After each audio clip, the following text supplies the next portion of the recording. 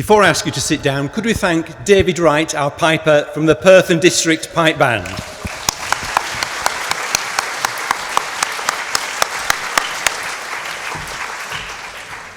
Please be seated.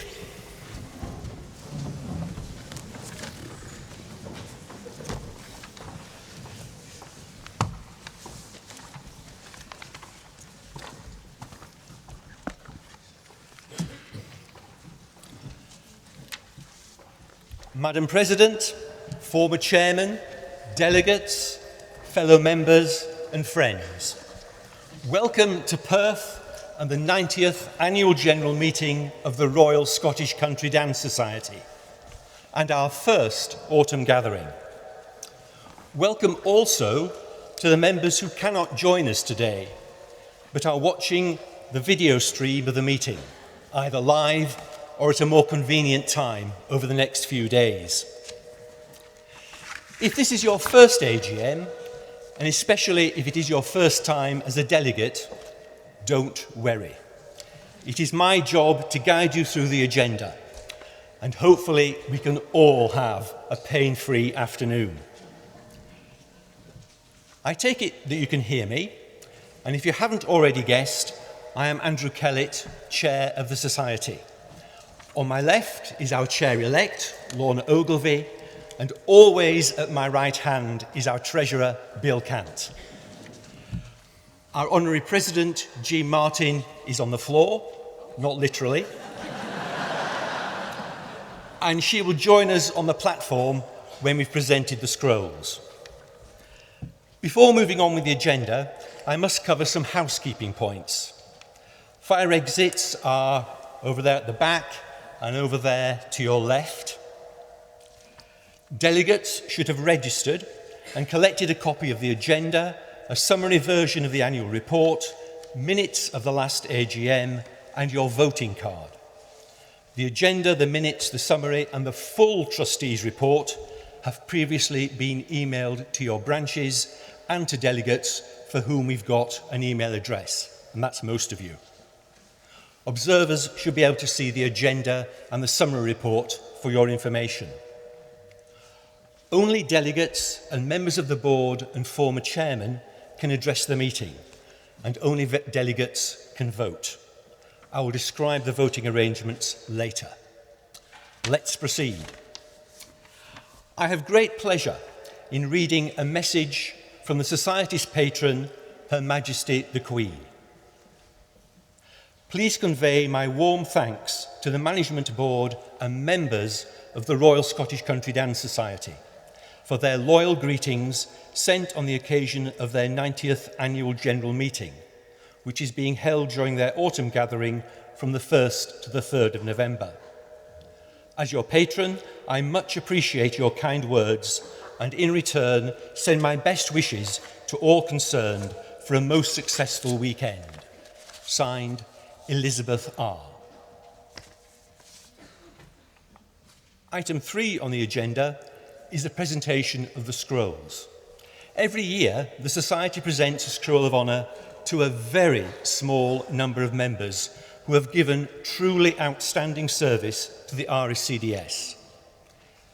I would like to invite Lorna Ogilvie to announce the names of this year's recipients and read the citations from their nominating branches, and on our Honorary President, Jean Martin, to present the scrolls. If you wish to come forward to take photographs, please do. Lorna.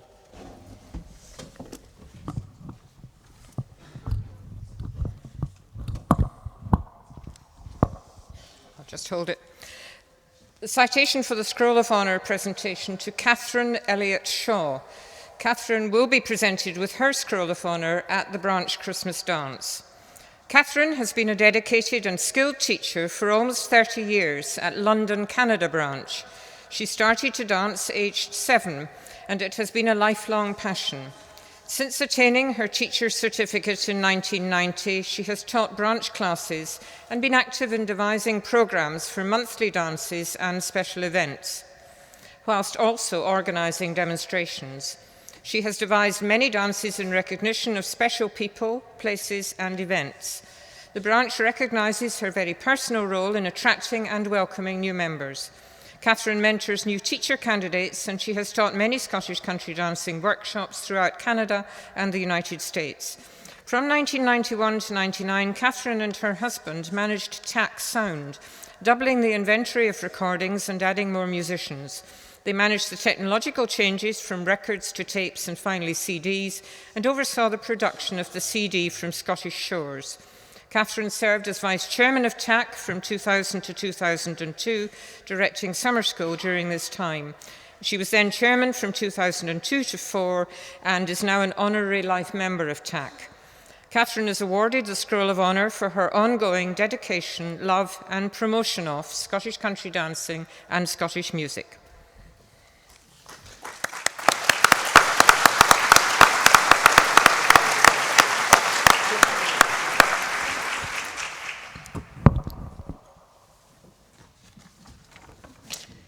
Mervyn Short. Mervyn gained his full Rscds full certificate in 1995, after which he joined Rscds BHS Border Branch Committee. In total, he has spent 5 years on the committee, 10 years as Vice Chairman and 2 years as Chair, giving quite remarkable service.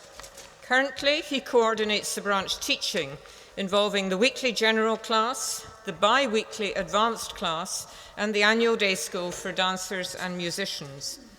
In 2006, Mervyn was a founder member of the South East Region Teachers Association. As a member of the BHS Border Branch, he has written numerous published dances. Mervyn has been a regular teacher at Rscds summer and winter schools. In addition to teaching around the UK, he participated in day and weekend schools in Australia, Canada, Europe, North America, Russia, and South Africa. In 2005, he was appointed as medal test assessor, and he became a full examiner in 2018. Mervyn's commitment to Rscds saw him serve on the board from 2011 to 2014, during which time he was a member of the Technique Advisory Panel. And from 2015 to 2018, he was a member of Education and Training, and he held roles as Deputy Director of Summer School from 2016 to 2017, and coordinator at Winter School in 2018. This year, he had responsibility as choreographer and director for the filming of Rscds book 4 Dances. Mervyn is awarded the Scroll of Honour for his commitment to Rscds over so many years, not just in his branch and the southeast of England, but also around the world, and especially through his contribution to board and committee level work within the Society.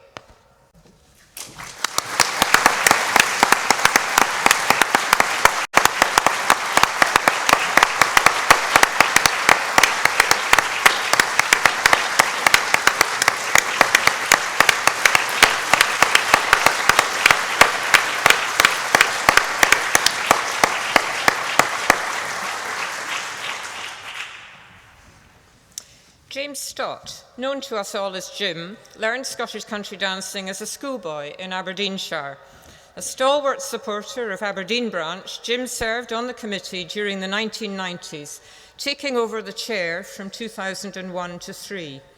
Gaining his full teaching certificate in 1996, Jim has taught branch classes for over 20 years. At all levels, technique is important to him, but so too is an ever-present sense of fun and sociability. Jim led and danced with adult Aberdeen branch teams, achieving success at Aberdeen and Perth music festivals. He was very active in the branch demonstration team and also taught primary pupils in schools around Aberdeenshire, whilst also leading numerous CPD courses for teachers. As Aberdeen branch youth coordinator, many of his pupils sat Rscds medal tests. Jim has helped to introduce a new award for schools, the School Accreditation Scheme, and was involved in the production of the Jigs and Reels pack. At society level, Jim has served on the Education and Training Committee, is a medal test assessor, an adjudicator, and Rscds examiner, and has worked on the new Dancing Achievement Award. Deputy Director of Summer School in 2012 and 2013, he has since completed 3 highly successful years as Director, where his innovations included Junior Summer School. Jim has taught worldwide, from Europe and Australia to Canada and the US, recently representing education and training at the Tax Summer School in Calgary. Jim is awarded the Scroll of Honour for his outstanding service to the Society, linked to his enthusiasm and love of sharing the sociability and fun of Scottish country dancing through his teaching.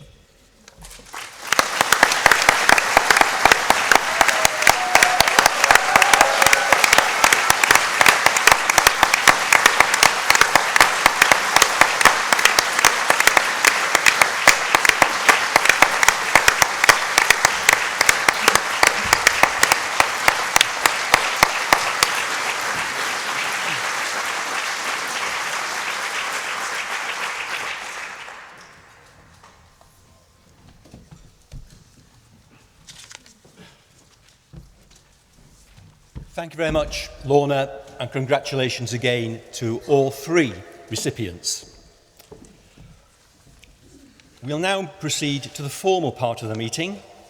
I have apologies from Helen Russell, Stuart Adam, Alex Gray and Alan Mayer, and from the following branches: Annan, Bramhall, Edmonton, Hague District and Leicester. All other branches are represented here today either by their own delegate or through a proxy. With the exception of motions to the AGM, I shall only ask those delegates proposing items on the agenda to come forward to speak. I will announce both the names of and branches of the proposer and seconder for each item. Delegates wishing to speak should raise a hand, and when called to speak, please stand and wait for the roaming mic before announcing your name and branch. Where a vote is required, I shall proceed on the basis of a show of hands. If the vote is obviously conclusive, I will declare a result. In the event of the slightest doubt, there will be a card vote. In those circumstances, Helen McGinley, our head teller, will provide instructions to delegates when to raise your cards, and her team of tellers will take the count. We come to item 5, which is the minutes of the previous meeting held on the 3rd of November 2018. These have been circulated in advance, and first of all, could I ask if anyone wishes to challenge the accuracy of those minutes?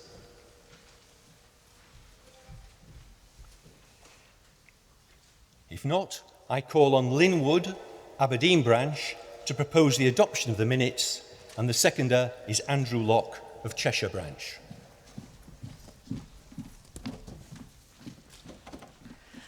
Lynn Wood, Aberdeen. I propose a motion that we confirm the adoption of the minutes of the 3rd of November 2018. Can we have a show of hands, please, for the adoption of the minutes? Thank you. Any votes against or abstentions? I declare, therefore, that the minutes of the meeting of the 3rd of November 2018 are adopted as an accurate record, and I will now formally sign the minute book.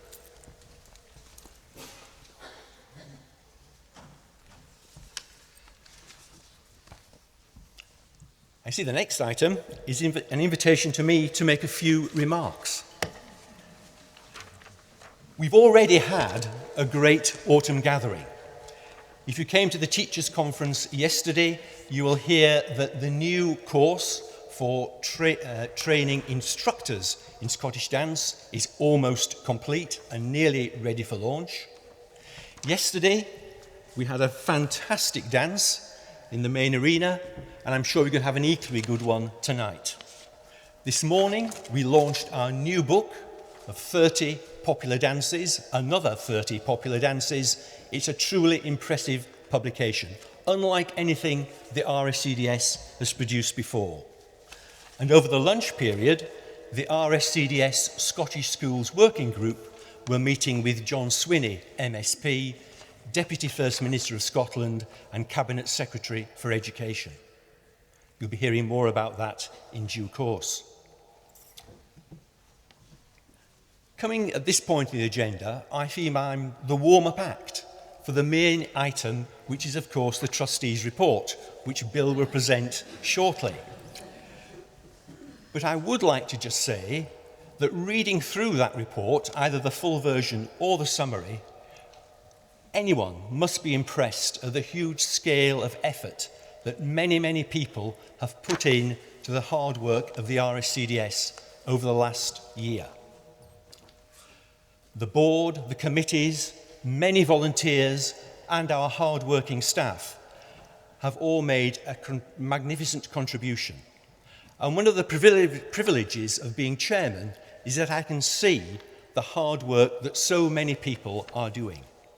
I couldn't possibly thank them all.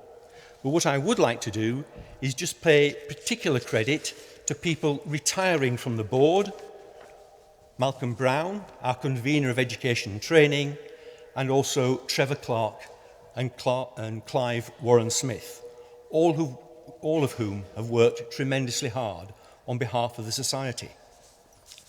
In addition, leaving E&T, there is Uta Hopman-Lacour, Ellie Briscoe, Jane McIntosh and Trish Reed. Leaving membership services, William Williamson and Lara Friedman-Shedloff. And leaving youth services, Marilyn Watson.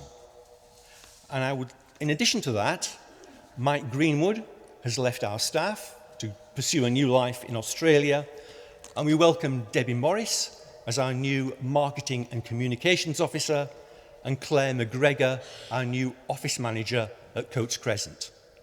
And I'd be grateful if you could join me in thanking those people who are stepping down at this meeting.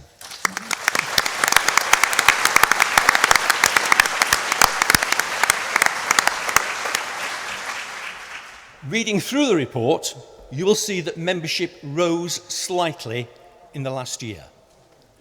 That's good news.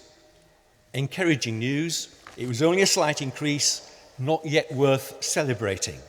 Nevertheless, it represents a huge amount of work, not by Coates Crescent or the board, but by you, in your branches where such a lot of important Rscds work takes place.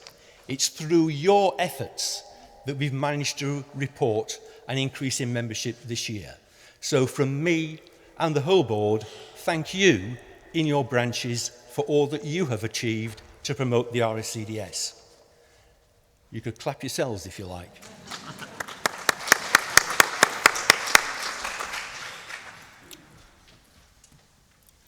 I've attended some 20 of these AGMs, sitting where you are, and I've read many trustees' reports, some good, some excellent, but I always felt they never told the full story. The report describes an Rscds with an office in Edinburgh, holds a summer school, runs examinations, produces publications, and does lots to promote Scottish dancing. But we all know there is much more to the Rscds than that. There are hundreds of dances, classes, day schools that you in your branches organise every year. Our teachers introduce thousands of people to Scottish dancing and encourage thousands more to take pleasure in dancing well. Here in Scotland, you help large numbers of children experience Scottish dance. We have an international network that promotes health, happiness and fellowship. That's the other, perhaps the real Rscds that we are not talking about in this report. Each of your branches has its own constitutional framework, independent of 12 Coates Crescent. We must always respect that. But when we measure the scale of what we do and describe the strength of the Rscds, we should include what makes us what we are. The result will be truly impressive. When Bill has spoken, he will suggest that we approve the Trustees Report and Financial Statement. It is a formal legal document that complies with Charities Act and Companies Act. It is 38 pages long and includes a huge amount of detail about what has been done through 12 Coates Crescent. Its structure is the same every year. But this summary is an informal document. We can put in it what we like. We read in it that 652 people attended summer school. Excellent. They all had a great time. But how much more impressive would it be to say that through the Rscds, our teachers taught 10,000, 15,000 people to dance? We don't know. We read that 236 children took the medal tests. Congratulations to them and their teachers. But perhaps as many as 5,000 children enjoyed days of dance in Scotland, supported by Rscds members. Again, we don't know the number. In the summer, we provided each branch with an updated licence agreement. It asked you to forward a copy of your annual report and accounts to Coates Crescent. Some of you asked why. Well, actually, it was a requirement in the old licence agreement, but more importantly, we do want to know what is happening in branches, not to pry or interfere in the business of independently constituted branches, but to collect and publicise data about what is happening on the ground across the entire Rscds community. That way, we would really pack a punch. The figures would be more impressive to potential supporters. The Rscds would seem less remote to dancers in your area, and you would know that what happens in your branch, no matter how small or how far from Coates Crescent, really counts.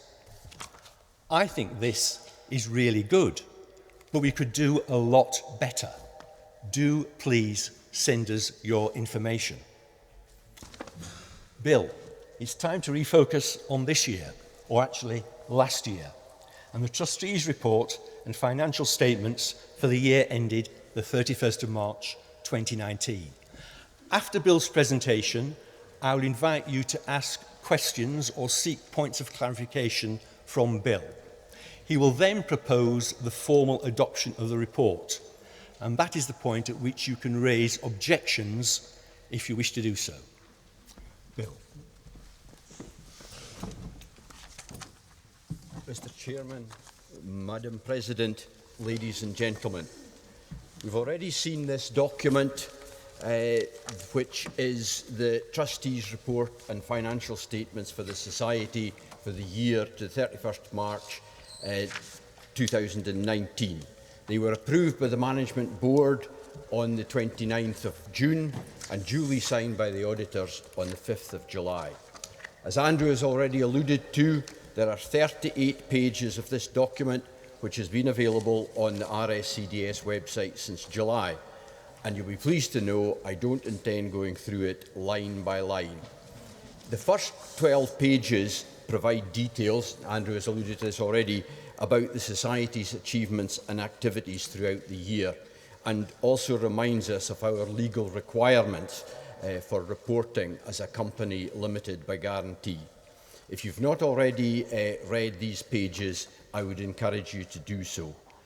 That is then followed by the audit report and then 20 pages of financial stuff.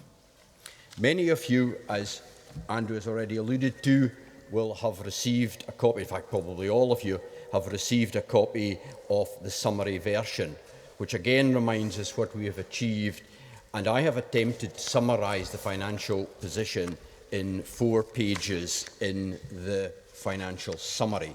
So I'm going to speak to the detailed financial activities as detailed in this document.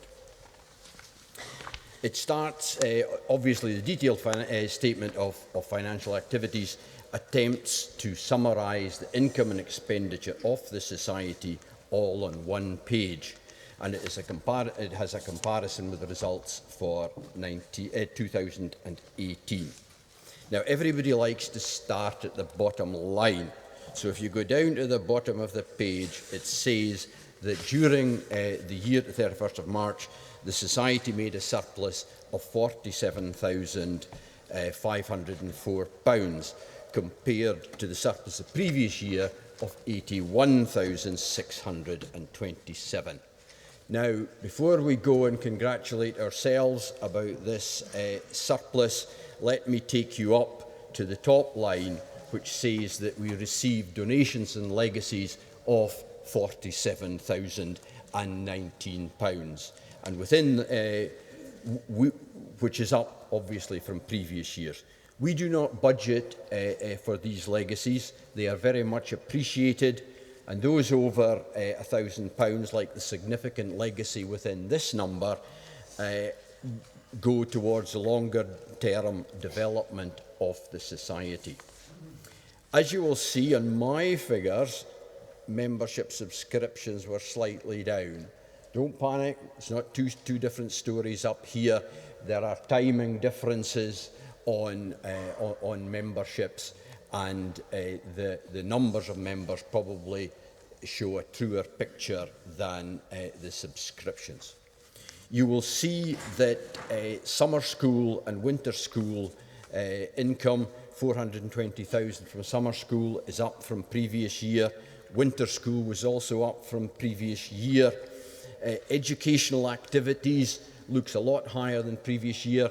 There is some of the Glasgow Spring Fling numbers in there which raise that number.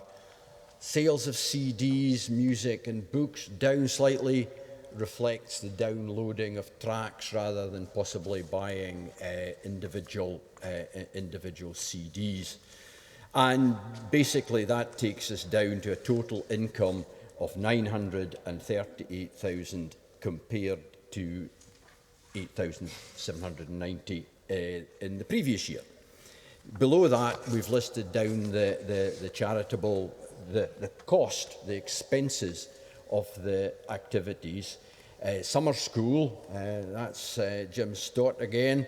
The cost, the expense of that was actually slightly down on the previous year, while winter school was up, which reflected a significant number of more dancers. Again, the cost of the sales and CDs was slightly down from the previous year, and the cost of running the educational events, again, reflects some cost to do with Spring Fling. We then categorise things under information and dancing services. Conference weekend and various special activities was up from previous year, while the marketing and, more importantly, the Scottish Country Dancer magazine cost us actually less to produce and distribute than previous years. When you attempt to summarise something like 20-odd pages onto one page, you always get some numbers that slightly jump out, and support costs look as though they have risen by 86,000. Well, they have risen by 86,000, but one of the numbers in there is the depreciation figure of 26,000, which is us writing down the value of the newly installed website. So that's one of the figures in there that accounts for that. Also, there was a significant increase in equipment, software and support. Various of the bits of software that help support the new website, they were expensed, and we bought some of that, which also helped to improve communications, and we'll see the benefit of that further down. There was also our old friend irrecoverable VAT in there, which was larger than last year. However, the governance costs, which is effectively the various legal things and the cost of the meetings, that was actually static year on year, and it includes the investment management charges, and that similar figure reflects meetings being held using video link, which have benefited from the investment that we've made further up in better facilities and making the video conferencing an easier concept. So all of that takes us back to the surplus of 47,000 compared to last year's exceptional circumstance of 180,000. This is a satisfactory figure, but we should continue to work to ensure that our activities generate a surplus and not be dependent on legacies and donations. I would now like to turn over the page and have a wee look at the balance sheet for the Society, which is in there. And if you go halfway down the page, you will see that we have got total net assets of effectively £1.9 million. We've got the value of the new website at 46,000. We've got Coates Crescent and some tangible assets, 626,000. Investments, 940,000, knocking on £1 million worth of investments. We've got some stock, we've got some debtors, we've got money on short-term deposit, we've got money in the bank. Slightly false figure that, because 31st of March means we've got all your prepayments for summer school. So down below that, you'll see 300,000 of summer school prepayments. Unfortunately, having all this money in the bank doesn't actually give us very much interest, but it is sometimes reassuring. So anyway, we've got total net assets of 1.9 million. Now, on the 31st of March 2016, the first year the Society reported a company limited by guarantee, the total net assets were 1.6 million, giving an increase of 18% over that period, effectively, obviously, 300,000. Half of this increase came from the increase in value of our investments, and the other half from the accumulated surpluses over the last few years. This suggests to me that the Society is in a position of some financial strength and able to spend money to invest to encourage more people to take up our activity that we enjoy so much. Thank you, and any questions, delighted to hear them.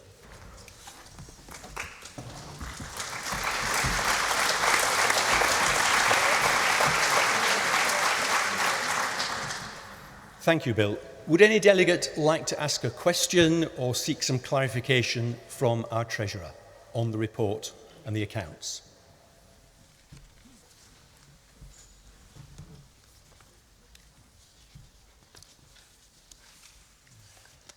In that case, I call upon Bill Cant, our Treasurer and member of the Management Board, to formally propose the adoption of the accounts and the report of the Trustees and the Auditor for the year ending 31st of March 2019. I would like to propose that the meeting adopt the Trustees Report and financial statements for the Society for the year 31 March 2019. And that is seconded by Sue Ronald of New Jersey branch. Does anyone wish to speak in opposition to the motion? In which case, could I see a show of hands, please, for the adoption of the annual accounts? That's carried, and I'm pleased to declare that the Trustees' annual report and accounts to the 31st of March 2019 have been duly adopted. And at this point, I would just like to pay tribute to Bill. At the start, I said I couldn't possibly name people individually for all the hard work that went into the Society. But I do want to pick out Bill, who works fantastically hard and shows immense common sense and calmness and gravitas throughout the year in keeping us on track, keeping us focused, and making sure we stick to our plans and our budgets. We really couldn't achieve what we did without Bill. And I know Bill, in his modesty, would say he gets a lot of help from the staff at Coates Crescent, which is true. But Bill personally really does have a grasp of our finances, and we're really fortunate to have him as our Treasurer. So from me and the board and everyone here, thank you, Bill.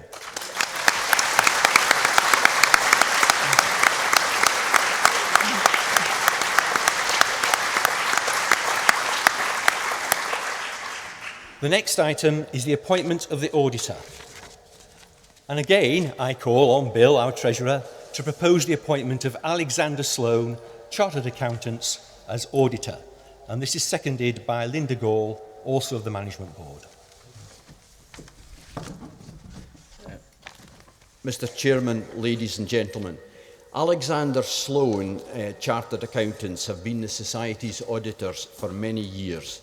They audit the report and accounts as prepared by our accountants, MHA Henderson Logie. Alexander Sloan worked very well with our staff and management, and this split of duties continues to provide enhanced government for the Society to the benefit of the trustees and members.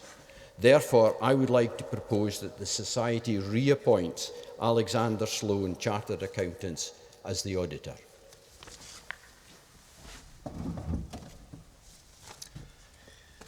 Could I have a show of hands, please, for the appointment of the auditor? Thank you. That's carried, and so I confirm that Alexander Sloan Chartered Accountants are duly appointed as auditor for the Society for the coming year. Item 9 is motions, and there's only one motion on the order paper, and it's been proposed by the Management Board, and the Board has asked me to speak on its behalf. And the motion is to be seconded by Bill, our Treasurer. As I'm speaking to the motion, I shall relinquish the chair for this agenda item and hand over to Chair-elect Lorna Ogilvie. You need to stand. And the motion is: the Management Board proposes that for the year from 1st July 2020, the basic full annual subscription shall be reduced by £2 to £18, with other membership subscriptions based pro rata on this amount. And I now call upon Andrew Kellett to propose the motion on our behalf. Every year at this point in the agenda, we take a decision on the subscription for the coming year. It's been £20 for the last 3 years. Sometimes, though, we do take a vote to increase it by £1 or £2 a year. But we all know that nobody pays £20 to be a member of the Rscds, not just because we have different categories of membership by age or address. Branches, almost all branches as far as I'm aware, add to that £20 a fee of their own. That fee could be quite modest, it could be quite large, depending on the branch. It's the branch's decision, the size of the fee. Typically in the UK, it's about £5. So members actually pay £25 to be a member of the Society. 80% of that goes to Croats Crescent, 20% is retained in the branch to support activities in the branch's own area. Most members are probably totally unaware that when they sign that cheque or hand over the cash, that money is split between the two. And they get a package of benefits for being a member of the Rscds. And in fact, to most members, most of the benefits are delivered by you. The dances, the classes, the training, the local newsletters, the information flow, all happens in the branch. So this motion is being proposed to adjust that balance slightly. If you've read the background papers to the motion, or indeed my article in Scottish Country Dancer, you'll know that there is an unwritten side to this motion which can't be on the order paper because it affects you, branches, and the fees you charge. What you charge is entirely up to you. But what the board recommends is that if this motion is passed, you take the opportunity to increase your fee by £2, the corresponding amount. The result would be that individual members would pay exactly the same. The amount of money coming in from subscriptions to the whole society will be exactly the same. But slightly more money will be available to you to support your activities, and slightly less money will be available to Coates Crescent and what we do. But as we heard from Bill just now, the Society at Coates Crescent has got quite substantial funds on deposit. The board is confident that even with this reduction in subscriptions, we can continue to fund the services that we provide to you, whether it's summer school or website or whatever. That will continue, and there will still be money in the Development Fund and the G. Milligan Fund to support activities that you want to seek specific funding for. But you will have slightly more cash to help you recruit, publicise and promote dancing in your area. Now, many of you will be thinking, oh yes, but £2 per member. In the typical branch, that amounts to something between £100 and £200 a year. But that is enough to run a beginner's workshop, to pay for a musician to play at your end-of-term class party, to take a DEM team out somewhere to perform for the public, do some extra publicity. So even that modest sum of money can make a difference. And the board knows it is getting harder for you. Halls get more expensive. Publicity gets more complex as different forms of media come into play.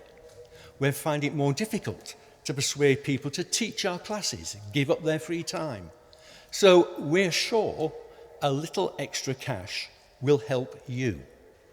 So I urge you to support the motion, but also to think about the implications of the recommendation. And that with passing the motion, you will have the opportunity to do just a little bit more to help the society and to promote Scottish country dancing. Thank you. Thank you, Andrew. And I now call upon Bill Cant to second the motion. Ladies and gentlemen, I first appeared before you as Treasurer on the 7th of November 2015.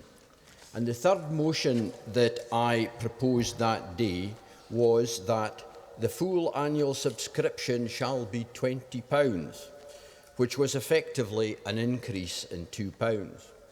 Now, 4 years later, I'm seconding a motion that £2 of the annual subscription be retained by the branches. I can fully understand that this may sound a trifle inconsistent. However, what I have learned over the last 4 years is that the office in Coates Crescent, ably assisted by the many volunteer members, is very good at organising training for teachers and examiners. It produces and sells excellent books and CDs, runs successful summer school, winter school, and works very hard to keep you, the members, involved with the Scottish Country Dancer magazine and all the various social media, all of which further the objectives of the society. What 12 Coates Crescent can't do is recruit new members. It is the branches that face the public in your local areas. It's the branches who can run beginners' classes to introduce the public to Scottish country dancing. And hey, Mary and I have been helping or running a beginners' class in Dundee for the last 2 years, so I know all about the challenges of running a beginners' class and wondering how many people are going to turn up tonight, and will we have a full set, or whatever the challenges of running beginners' classes are. But it's you guys that have the local knowledge which will retain these new dancers and encourage them to progress. Therefore, it is right that you in the branches should receive modest financial encouragement to run these beginners' classes. While the Society has generated surpluses over the last few years, approximately 150,000, I do not anticipate that we can save the £22,000 that it will cost from the expenses of running the charity without significantly reducing the level of service that is provided to you as members.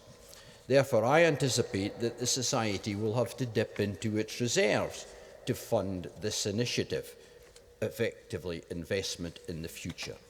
In the same manner, I know that there are branches out there that have significant cash reserves earning next to nothing on deposit. You, like the Society, are probably keeping that money for a rainy day. Well, the rainy day has perhaps arrived. Spend some of those reserves on attractive venues, musicians, and your most inspirational teachers for beginners. We need to get the membership going again, and I believe that the branches are in the best position to achieve that objective. Therefore, I have no hesitation in seconding this motion. Thank you.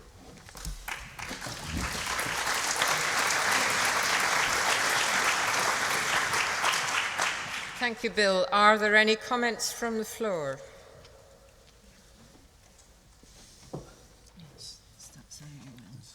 One.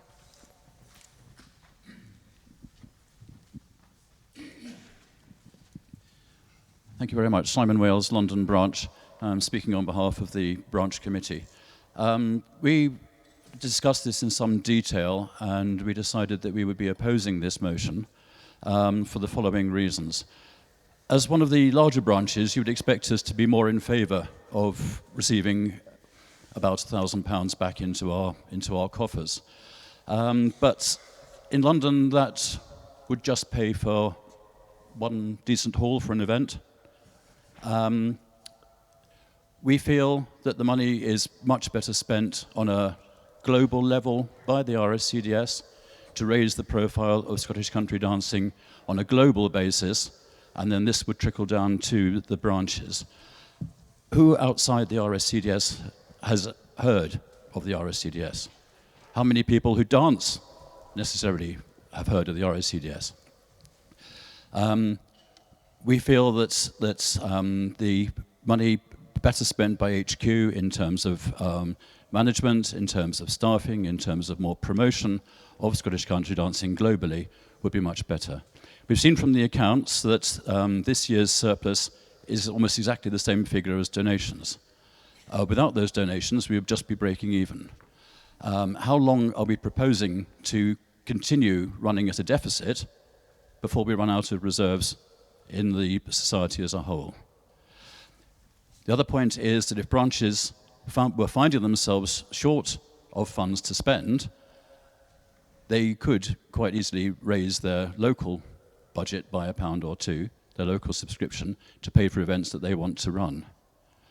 We feel that this would be placing burdens on some branch committees who would then have to justify spending this money when they haven't necessarily got the resources in terms of manpower to run events and other activities that they would wish to do. So generally feeling that this sort of activity is better coming from paid staff at HQ who could really make an impact, particularly with the centenary coming up, to make an impact on to promote Scottish country dancing generally across the world. Thank you. Thank you. Do we have anyone else who would like to make a comment? In that case, I call upon the proposer of the motion to sum up. Andrew. Thank you. And this is not a fix, but I am grateful to London Branch for raising those points. Trickle down. If we spent money globally, how many millions would it take? We just haven't got the money to run a global publicity campaign. Furthermore, you're all different.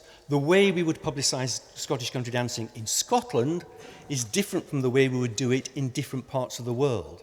And as Bill says, you are the experts. You're the people on the ground. You know what will appeal to the people in your area and what you need to do to attract them.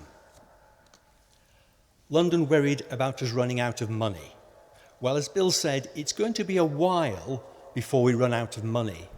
And my concern is that we'll run out of people before we run out of money.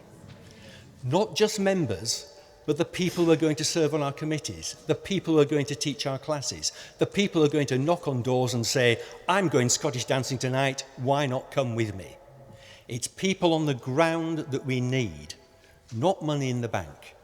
So I do urge you to support the motion, do a little bit more in your branches to help us all thrive into the future. Thank you, Andrew. There are no constitutional implications of this motion, so it will be carried or fall on a simple majority. So now may I have a show of hands, please, on the motion on membership fees. Those that are in favour. Those against? Any abstentions? In that case, I think we can say that the motion is carried. Thank you very much.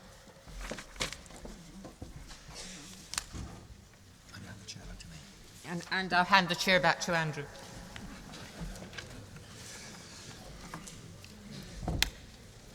So we move to item 10, which is the election of members to the Management Board.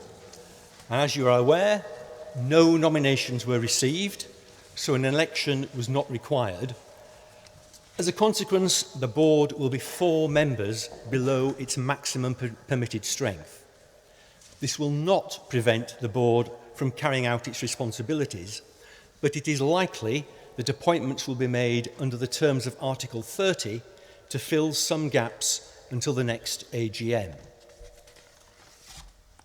Item 11 is election of members of management committees. Under Article 48, the Management Board can delegate any of its powers to a committee. And as you know, we have 3 standing or management committees with specific remits that you can read in our rules and procedures.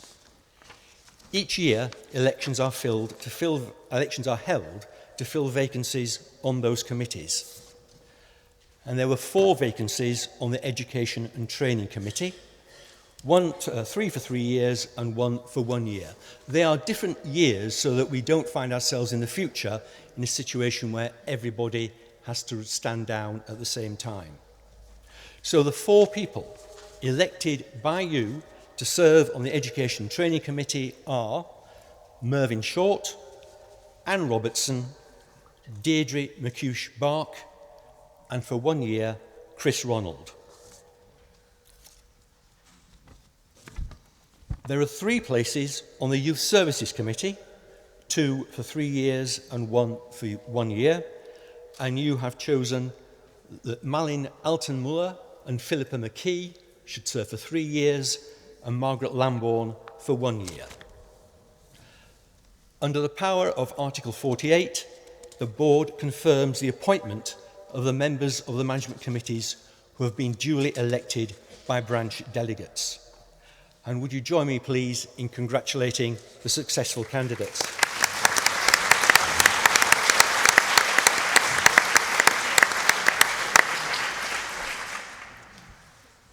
There were no nominations to fill the vacancies on the Membership Services Committee, and under the terms of Rule 16H, Membership Services will consider whether to make appointments to fill those vacancies.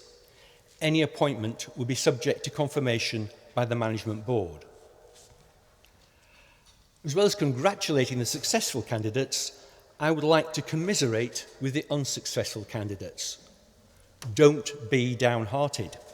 The society still needs your talents, and I hope you will find the best place for them. You can always stand again. However, I am disappointed that not more candidates came forward.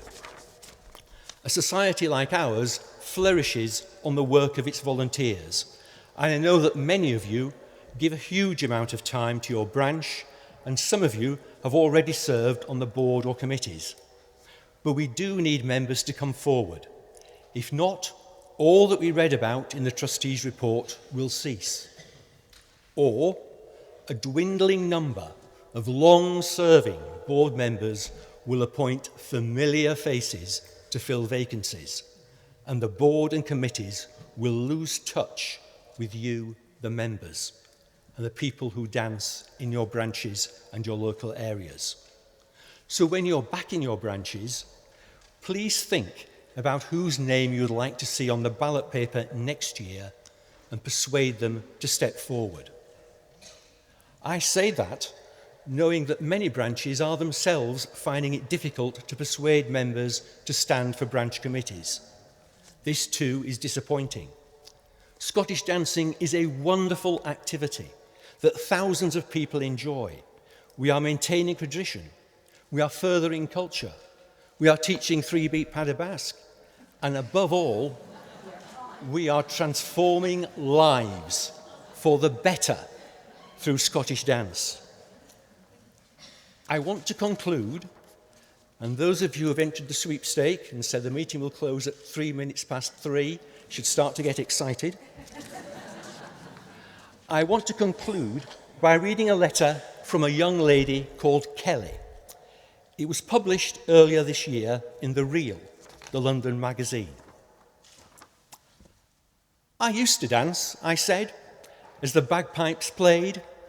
Soon enough, my shoes were off, and it seemed the steps, albeit rusty, came flooding back in a heartbeat. The spirit of everything I learned in my youth, still there for everyone to see. I was Scottish dancing, 3,000 miles from home and 25 years after I was taught. The morning after, with a sore head and sore feet, I rummaged through old photos. There I was, beside smiling people in my Scottish country dance class. When I was growing up, it was a difficult time for my family, and my parents were happy I had found an activity that did not cost too much. On reflection, those classes were not only fun, but active to do. They taught discipline, teamwork, friendship, and commitment. The social and economic climate was tough. Perhaps I should ask myself, would I have worked for a degree? Would I be happy? Would I be brave enough to live away from home if it was not for the influence of Scottish dancing? Those classes left behind a legacy of men and women who are achieving more and working harder because of the skills instilled through dancing. A skill set so beneficial that it cannot be taught in a classroom and might sometimes not be acknowledged until someone asks you to dance. We all know someone like Kelly. It might be a young person, someone in their middle years, a more elderly person. It might be you. A person for whom Scottish country dancing has made a difference in their life. When you ask someone to join the Rscds or to help in some way, don't take it from me or from one of the Rscds publicity leaflets that you can take away with you at the end of today. Take it from Kelly and the people like her. Scottish dancing is fun. It changes lives for the better. That is what we are doing. Come with us.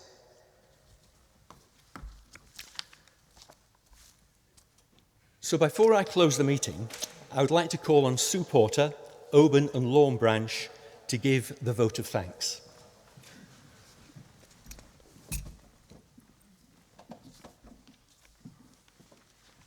Sue Porter from Oban and Lorne. Madam President, Mr Chairman, delegates and fellow dancers, I have much pleasure in giving the vote of thanks for our autumn gathering. This afternoon's meeting has efficiently been chaired by Andrew Kellett, with Ian and Elaine Hutchison overseeing the vote counting. Sam Gifford set up the sound system, while Ian Johnston of Johnston Media provided the live streaming of the meeting. The autumn gathering began yesterday with the Teachers' Conference, organised by the Education and Training Committee. This morning's sessions were led by Andrew Kellett, Lorna Ogilvie and Peter Knapman. They were followed by a class taught by Debbie Lees and accompanied by Angela Young playing the piano. Tomorrow morning, we will commence with a workshop given by Jimmy Hill and Mo Rutherford, followed by a class taught by Janet Johnston with music by Susan McFadgen. Thank you. These have all been and will be interesting sessions. Last night, we danced to James Coots's band, with Fiona Mackey and David Queen recapping the programme compiled by Membership Services Committee. Tonight, we will have the choice of the Nice and Easy Dance, whose programme was compiled by and will be recapped by Alana Crichton, with the music provided by Frank Thompson. Or we can dance in the main hall to Nicola McLaren's band, with Jim Stott and Gary Coe recapping the dances, with the programme devised by Banffshire Branch. George Meikle has provided the sound systems, and Luke Brady has assisted in setting these up in the main arena. Without all these people, our dancing would not be so enjoyable. The start tonight, we will have a civic reception hosted by Perth and Carross Council, and we thank them for this. Our thanks also must go to the Banffshire ladies who decorated the main arena. There have been various displays on view over the weekend. The Rscds archive by Alan McPherson, Scottish Learning Festival by Roy Bain, a dance display this morning in the Perth Concert Hall by children from Dunfermline, Rosyth, Kelty and Edinburgh, trained by Agnes Layton, and this evening the youth demonstration team trained by Rachel Shankland. An event like the Autumn Gathering would not be successful without the efficient background administration. Kerr Smith, with his team here at the Sports Bell Centre, the Autumn Gathering Working Group consisting of Lorna Ogilvie, Alana Crichton and Moira Thompson, Rscds Coates Crescent staff and all the volunteer stewards organised by Alana. Thank you for a successful Autumn Gathering.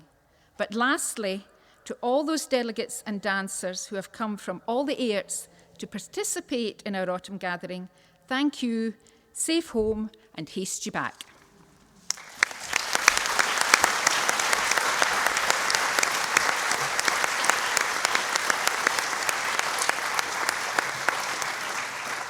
Thank you very much indeed, Sue. Finally, I can confirm the date of the next meeting, Saturday the 7th of November 2020, here in Perth. And can I thank you for being such a well-behaved meeting. I never got a chance to use my gavel. I declare the meeting closed.